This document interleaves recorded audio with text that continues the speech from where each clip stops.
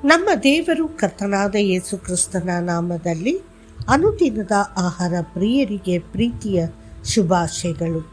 2025 October ತಿಂಗಳ 17ನೇ ತಾರೀಕಿನ ಶುಕ್ರವಾರದ ದೇವರ ವಾಕ್ಯವು ಸಾಮುವೇಲನು.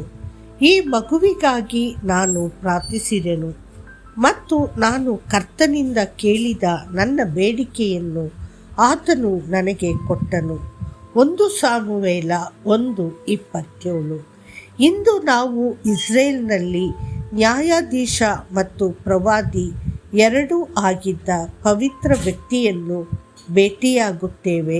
ಸಾಮುವೇಲ್ ಹಲವು ವರ್ಷಗಳಿಂದ ಬಂಜೆಯಾಗಿದ್ದ ಹನ್ನಾಳು ತನ್ನ ಪ್ರಾರ್ಥನೆಗೆ ಉತ್ತರವಾಗಿ ಒಬ್ಬ ಮಗನನ್ನು ಪಡೆದಳು.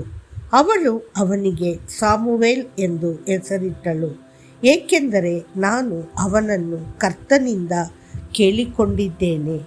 1 ಸಾಮುವೇಲ 1:20. ತನ್ನ ಪ್ರತಿಜ್ಞೆಗೆ ನಿಷ್ಠಳಾಗಿ ಅವಳು ಅವನನ್ನು ಬಾಲ್ಯದಿಂದಲೇ ಕರ್ತನಿಗೆ ಅರ್ಪಿಸಿದಳು ಮತ್ತು ಅವನನ್ನು ದೇವಾಲಯದಲ್ಲಿ ಬಿಟ್ಟಳು. ಅಲ್ಲಿ ಅವನು ಯಾಜಕನಾದ ಏಲಿಯ ಮುಂದೆ ಸೇವೆ ಮಾಡುತ್ತಿದ್ದನು. ನಾವು ಆಧ್ಯಾತ್ಮಿಕವಾಗಿ ಬಂಜೆಯಾಗಿ ಉಳಿಯಬಾರದು. ಹನ್ನಾಳಂತೆ ರಾಜ್ಯಕ್ಕೆ ಹೊಸ ಆತ್ಮಗಳನ್ನು ಹೊರತರಲು ಪ್ರಾರ್ಥಿಸಿ ಪೌಲನು, ನನ್ನ ಚಿಕ್ಕ ಮಕ್ಕಳೇ, ಕ್ರಿಸ್ತನು ನಿಮ್ಮಲ್ಲಿ ರೂಪುಗೊಳ್ಳುವವರೆಗೂ ನಾನು ಅವರಿಗಾಗಿ ಮತ್ತೆ ಹೆರಿಗೆಯಲ್ಲಿ ಪ್ರಯಾಸಪಡುತ್ತೇನೆ. ಗಲಾತ್ಯದವರಿಗೆ 4:19 ಎಂದು ಹೇಳಿದನು.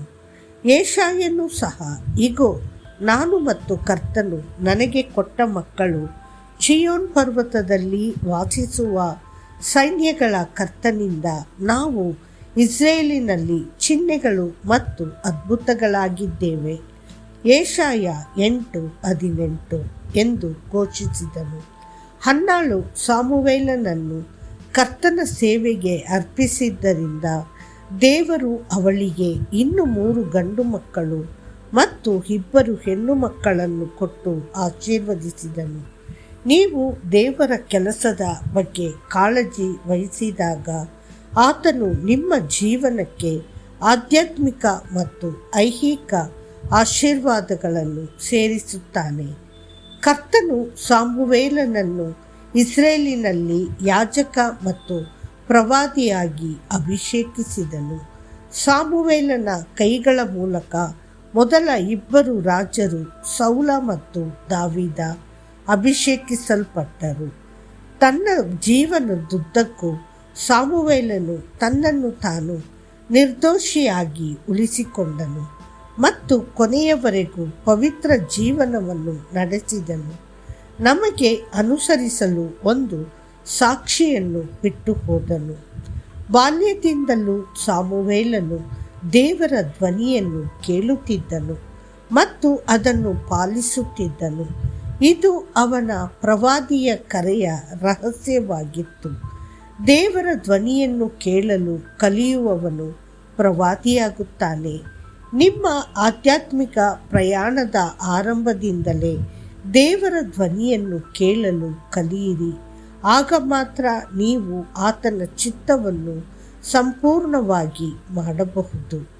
ಕೆಲವರು ಅಂತಃಪ್ರಜ್ಞೆಯಿಂದ, ಇನ್ನು ಕೆಲವರು ಆತ್ಮದ ಪ್ರೇರಣೆಯಿಂದ ಪ್ರವಾದಿಸುತ್ತಾರೆ. ಆದರೆ ಸಾಮುವೇಲನು ದೇವರ ಧ್ವನಿಯನ್ನು ಕೇಳಿದ್ದರಿಂದ ಪ್ರವಾದಿಸಿದನು. ಅವನು ಸೌಲನಿಗೆ ಏನು ಹೇಳಿದನೋ ಅದು ನಿಖರವಾಗಿ ನೆರವೇರಿತು. ದೇವರ ಮಕ್ಕಳೇ, ಕರ್ತನು ನಿಮಗೆ ಭವಿಷ್ಯವಾಣಿಯ ವರವನ್ನು ದಯಪಾಲಿಸಿದರೆ ನೀವು ಸಹ ಭೂತ, ವರ್ತಮಾನ ಮತ್ತು ಭವಿಷ್ಯದ ಘಟನೆಗಳನ್ನು ಹಾಗೆಯೇ ಘೋಷಿಸಲು ಸಾಧ್ಯವಾಗುತ್ತದೆ. ವಿಶ್ವಾಸಿಗಳನ್ನು ಬಲಪಡಿಸಲು ಕರ್ತನು ನಿಮಗೆ ಪ್ರವಾದನ ವರವನ್ನು ದಯಪಾಲಿಸಲಿ. ಮತ್ತಷ್ಟು ಹೆಚ್ಚಿನ ಧ್ಯಾನಕ್ಕಾಗಿ ವಚನ. ಆಗ ಕರ್ತನ ಆತ್ಮವು ನಿನ್ನ ಮೇಲೆ ಬರುವುದು, ನೀನು ಅವರೊಂದಿಗೆ ಪ್ರವಾದಿಸಿ ಬೇರೆ ಮನುಷ್ಯನಾಗುವಿ.